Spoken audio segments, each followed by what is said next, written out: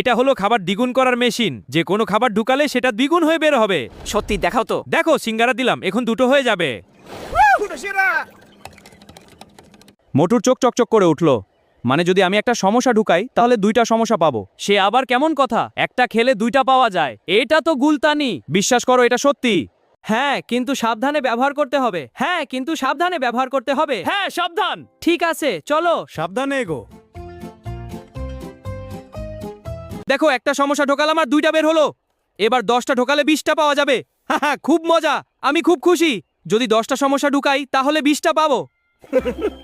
সে অনেক সমস্যা মেশিনে ঢুকিয়ে দিল, কিন্তু মেশিন হঠাৎ কাঁপতে শুরু করলো। ওরে বাবা কি হলো এটা? মেশিনটা ভেঙে যাবে সাপ্লাই। ওয়াও, আমরা উঠছি। মুতু বন্ধ কর, কিছু একটা গড়বড় হচ্ছে। কি গড়বড়? সব ঠিক আছে না, কিছু ভুল হচ্ছে। তুমি শুনছো না কেন? ঠিক আছে আমি থামছি। হঠাৎ মেশিন থেকে শত শত সমস্যা বের হতে লাগলো। পুরো শহর সমস্যায় ভরে গেল।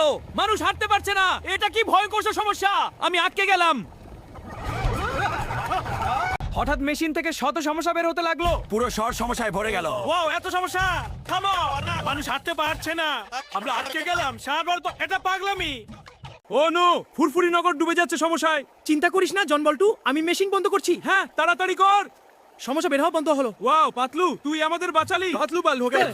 আমি শুধু একটু বেশি সমস্যা চেয়েছিলাম। মোটু, লোভ করলে এমনই হয়।